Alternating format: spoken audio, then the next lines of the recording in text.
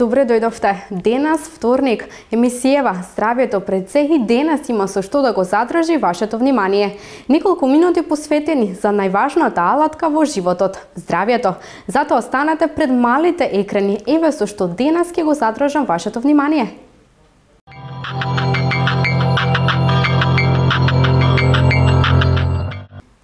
Во топол дом, со топла шолја чај, зарем има нешто поубаво во зимските денови? Затоа совет до вас, чајот треба секојдневно да го консумирате, а еве зошто. Може да се каже дека употребата на лековитите билки е стара колку и самиот човек. Човекот во природата наоѓал и се уште наоѓа, освен извори за прехранување и лековити растенија кои најчесто ги употребувал за третман на различни заболувања. Зборот чај потекнува од персискиот чај, иако се смета дека Велика Британија го колонизирала чајот и го донела на европското копно, сепак чајот потекнува од истокот, поточно од Кина и Јапонија. Чајот и церемонијата на пиење чај имаат посебно значење во кинеската култура. Постојат неколку околности кога се консумира и подготвува чајот, како начин на почит, семејно собирање, како начин на извинување или оддавање благодарност кон постарите лица за време на венчавки. Чаевите му ги даваат на организмот потребните микроелементи, потребната количина на вода, а исто така го прочистуваат организмот и од токсините. Чајот може да представува и мешавина на повеќе билки од различно потекло, овошје и зачини. Во зависност од составот на чајот, истиот може да се подготвува како инфуз, декокт или мацерат. Постојат неколку видови на чај. Лековити чаеви. Тие се користат за третман на некои заболувања и нивната употреба е строго пропишана и ограничена, а се произведуваат во фармацевската индустрија или од регистрирани производители. Билни или овошни чаеви. Имаат ублажувачки ефект, представуваат напитоци чија количина на консумација е неограничена. Зошто треба да консумирате чај секојдневно? Ако се конзумира наутро, го буди телото, освежува, ја потикнува креативноста, особено за тоа се заслужни црниот, зелениот чај, чајот од шипка и овошните чаеви. Треба да пиете напладне, бидејќи го обновува и чисти организмот, го подобрува варењето на храната, ја враќа водата во организмот. Ова може да го направат овошните чаеви, ледените чаеви и други. Навечер исто така треба да пиете чај, затоа што чајот не релаксира од напорниот ден, смирува, дава чувство на мир и задоволство, го олеснува варењето на храната и ни дава мирен сон. Заслужни за ова се билните чаеви, чајот од нане, камилица и маточина. Чај треба да пиете особено зимно време, затоа што чајот пред се не загрева, ни дава енергија и ја исполнува долгата вечер. Чајот е одличен да се пие и преку лето, затоа што освежува, го намалува потењето, му дава на организмот доволно количина на вода, витамини и други микроелементи, го прочистува организмот од токсини и дава енергија. Па, ова утро, време е за чај.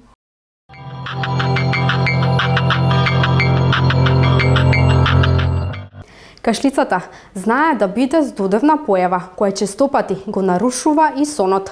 Како да се ослободите од непријатното кашлање? Еве неколку природни лекови. Зимските месеци се оној период од годината, кога настинките и грипот имаат најголема распространетост. Еден од најиритирачките симптоми кои се појавуваат за време на оваа сезона е кашлањето. Поради фактот што кашлицата знае да биде многу здодевна појава, која честопати го нарушува и сонот. Многу луѓе покрај вообичаените таблети за смукање и сирупи се повикуваат и на природни лекови од народната медицина, се со цел што побрзо да се ослободат од непријатното кашлање. Еве неколку природни лекови за кашлица кои се прифатени како ефективни. Мед. Може да се каже дека медот е најпопуларното и најефикасното средство за ублажување на кашлицата. И медицинските експерти се согласуваат дека консумирањето на мед пред спиење ја намалува кашлицата и го подобрува спиењето. Но внимание, никогаш не му давајте мед на дете кое е помало од 1 година. Следниот предлог е топла лимонова вода со мед. Во чаша со топла вода исцедете 1 лимон и додајте 1 голема лажица мед. Ова е популарен природен лек и за болно грло. Одличен за грлото е и сирупот од кромит и шеќер. Сокот од кромит е популарен лек против кашлица. Многумина тврдат дека тоа е единственото нешто што им помогнало да се ослободат од сувата кашлица. А еве и како да го приготвите. Отсечете го дното на 1 главица црвен кромит. Потоа, отсечете го и врвот и издлабете го кромидот, така што ќе направите дупка без да го пробиете дното. Наполнете ја главицата со 2 до 3 лажички шеќер. На дното, со нож со остар врв направете мали убоди. Поставете ја главицата над филџан или чаша и оставете ја преку ноќ. Во текот на ноќта, шеќерот ќе се топи, а во филџанот ќе истече мало количество сок од кромит. Утрото, земете го преостанатиот шеќер кој стоел во главицата и измешајте го со исцедениот сок. Испите ја течноста. По желба, можете да засладите и со мед. Така приготвениот сируп всушности нема толку лош вкус како што би помислиле. Пијте ваков сируп по 2 пати дневно и ќе се ослободите од кашлицата. Еве уште еден сируп. Тој е од кромит, лук, мајчина душица и мед. Измешајте половина шолја мед со половина шолја вода и во таа течност додадете 1 главица издробен кромит и 1 главица издробен лук. Додајте малку мајчина душица и оставете ја смесата да стои преку ноќ. Наредниот ден исцедете ја течноста и пијте ја како сируп. Складирајте го сирупот во фрижидер. Следниот природен начин да ја смирите кашлицата е со помош на варен кромит и мед. Во длабок сат варете крупно исечен кромит додека не омекне. Извадете го кромидот и измешајте го со мед. Јадете помалку на секој 4 часа. Пијте и чај од мајчина душица или босилек. Чаевите од мајчина душица и босилек исто така ја смируваат кашлицата, а за максимален ефект, додека се топли во нив додајте и по 1 лажица мед. Чај од ѓумбир. Ѓумбирот може да ви помогне за намалување на кашлицата. Пригответе го како чај за да ги искористите и придобивките од консумирањето на топлата течност. Следниот сируп е сируп од рен и мед. Изрендајте 1/8 лажичка рен во 1/4 шолја мед. Оставете ја смесата да стои неколку часа, а потоа пијте ја како сируп за кашлица. Освен што ќе го намали кашлањето, овој сируп ќе ви го олесни и дишењето. При намалување на кашлицата помагаат и топлите пијалаци, чаеви, топло чоколадо и супа. Кашлицата се засилува кога грлото е суво и кога чувствувате гребење. За да го елиминирате тоа, потребно е постојано да внесувате топли пијалаци. Ќе почувствувате големо олеснување без разлика дали консумирате супа, топло чоколадо или чај по вкус. Кога треба да побарате лекарска помош? Во голем дел од случаите, за кашлицата не е неопходна консултација со лекар, но доколку забележите некој од следниве симптоми, веднаш упатете се кај вашиот матичен лекар. Кога имате телесна температура повисока од 38 Целзиусови степени. На градите се слуша груб звук како грчење или свирење при издишувањето, тогаш задолжително мора да го посетите вашиот лекар. Исто така, треба да го посетите доколку имате болки или печење во градите, доколку имате тешкотии при голтањето и дишењето, доколку искашлувате густ зеленкав, розов или крвав секрет и доколку кашлицата трае повеќе од 1 седмица и состојбата не се подобрува.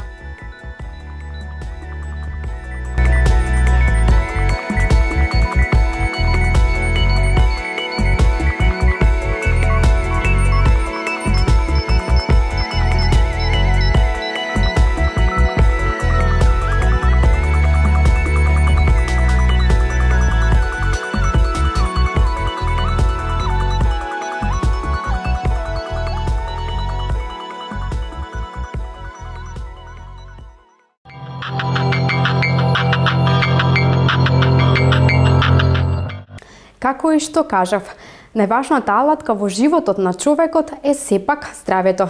Човечката способност треба да се прилагоди на промените кои се случуваат во природата, но дали знаете дека постојат непријатели на имунитетот? Дознаваме во следниот прилог кои се тие. Со падот на температурата и доаѓањето на зимата, човечкиот организам се менува и постепено се прилагодува кон надворешните фактори. Сето тоа влие и на здравјето. Меѓутоа, тајната за зачување на здравјето лежи во човечката способност да се прилагоди кон промените кои се случуваат во природата. Исто, толку е важно и промените да ги следиме со начинот на исхрана. Намирници кои го греат организмот. Одредени намирници и начинот на подготвување го греат нашиот организам, додека други го ладат. Здравиот начин на исхрана е најдобар начин да го зајакнеме имунитетот. Тоа значи да јадеме здрава храна.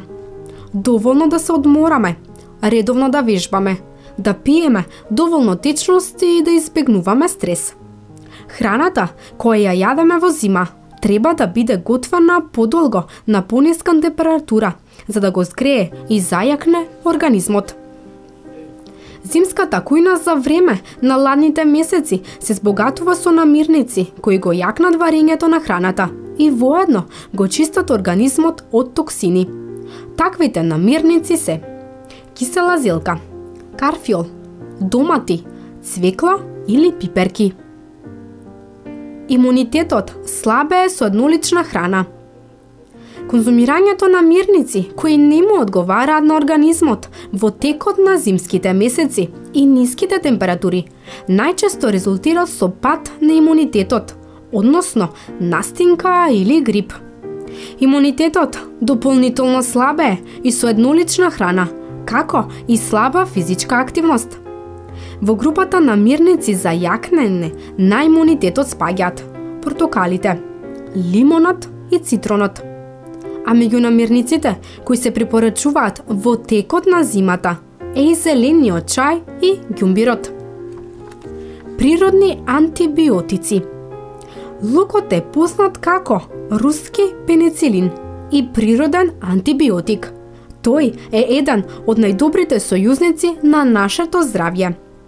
За здравјето на организмот во текот на зимата клучна е и урамнотежена црвна флора, бидејќи според тврдењата на нутриционистите, научниците се повеќе се сложуваат во тоа дека имунитетот почнува во цревата.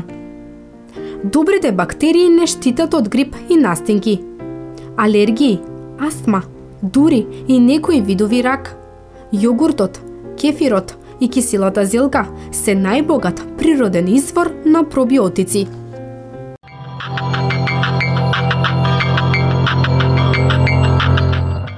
Со некои мали измени на начинот на облекување може да ви биде топло и кога температурите се близу нулата. Затоа, драги гледачи, слушате внимателно. Решението е во следниот прилог. Туплите джемпери, јакните, шалови, капи и ракавиците се задолжителен дел од зимската облека, но освен што со користење на различна облека можете да се загреете, можете и со помош на одредена храна и одредени навики.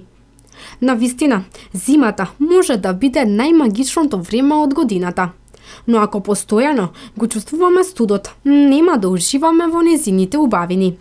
Затоа, постојат неколку начини како да се затоплиме, дури и во најстудените денови.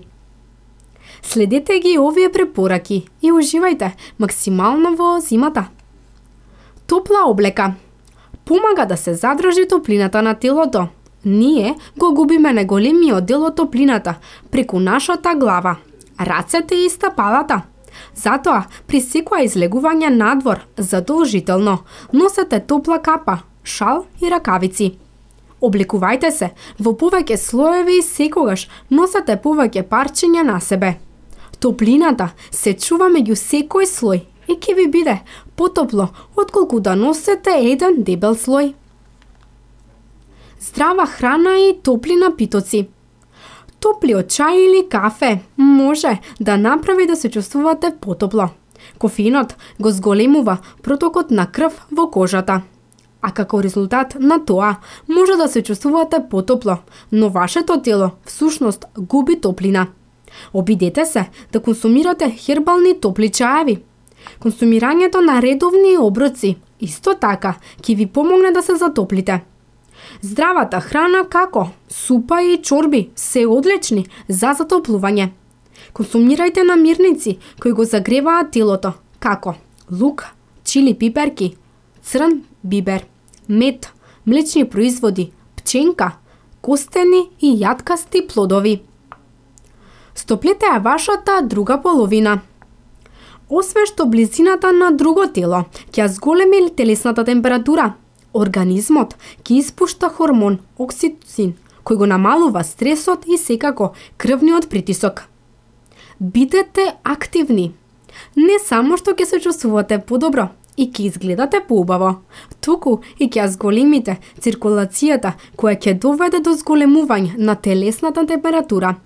Во ладните денови дозволете си барем една лесна прошетка на свеж воздух. Зачини. Додете што повеќе зачини во вашата исхрана.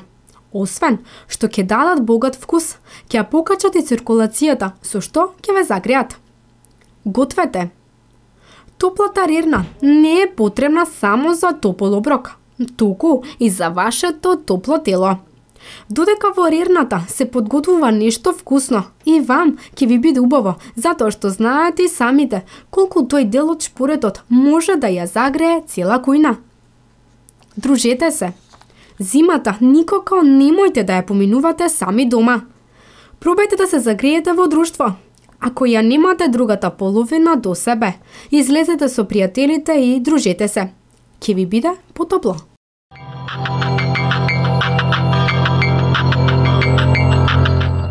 Без оглед на тоа каков став имате во првиот утрински оброк, сепак тоа може да влијае врз вашето здравје, но постојат неколку намирници кои негативно влијаат врз вашето здравје. Слушајте внимателно.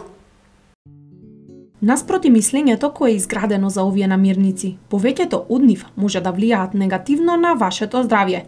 Затоа, бидете многу внимателни кога станува збор за некој од следниве 7 намирници.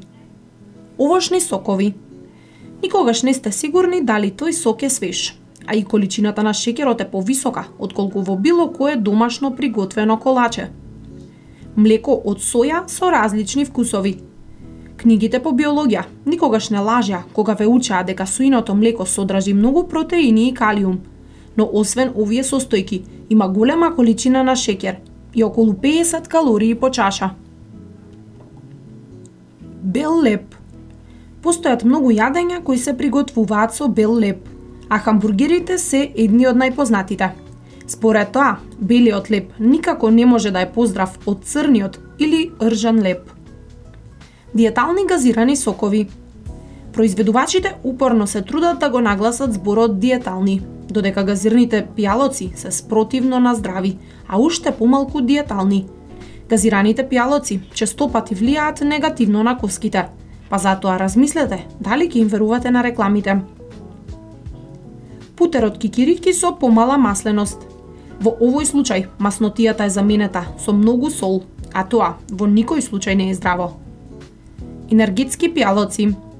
Количината на шеќерот повторно има главна улога. Енергијата која ви ја даваат овие пијалоци доаѓа исклучиво од огромната количина на шеќер. Супи од кеси. Повеќе сол на едно место не можете да замислите.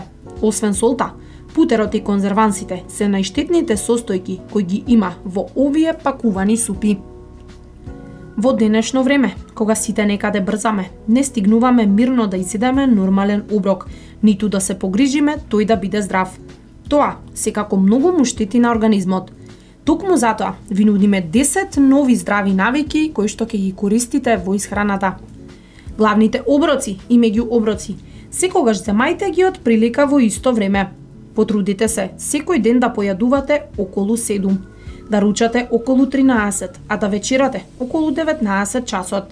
Првиот меѓуоброк, да речеме јаболко, земете го во 10, а вториот, да речеме јогурт, околу 16 часот. Појадокот би требало да се состои од повеќе намирници. Најдобра комбинација се мусли со овошје и обрано млеко или леп од интегрално брашно со мед, мармалад или свежо сирење и патлиџан. Класичниот појадок, според макробиотската исхрана, вклучува мисо супа, каша од житарици и шолја чај. Идеален меѓуоброк е свежото сезонско овошје од нашето поднебје. Напролет одберете јагоди, малини или цреши, а сливи, круши и грозје во есен. Тоа е подобар избор од некое екзотично овошје од другиот крај на светот. Ако сакате да јадете во ресторани, наместо пица, порачајте јадење со зеленчук. Надополнете го топлото јадење со салата, а мрсниот прилив заменете го со маслиново масло и јаболков оцет. Наместо десерт или колачи, на крајот од оброкот, напијте се кафе, бидејќи го потикнува варењето, за разлика од чајот. Иако не се забранети намирници, како што е месото, виршлите или сладките, на вашата трпеза не би смеело да биде почесто од 2 пати во седмицата, бидејќи не се добри за варењето. 2 пати во седмицата за вечера јадете само варен зеленчук или салата, ако добро поднесувате сирова храна навечер. Помало парче посно сирење и напијте се малку вино. По текот на целиот ден пијте нискокалорични или некалорични пијалаци, негазирана вода или зелен чај. Доколку сакате вино или пиво, еднаш во текот на денот можете да се почистите со чаша од вашиот омилен пијалак.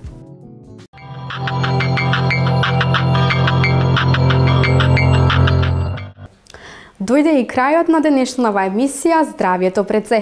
Ви благодарам за вниманието. Се гледаме и утре, но со нови рубрики. Затоа останете во добро расположение и запомнете, чувајте го вашето здравје. Пријатно!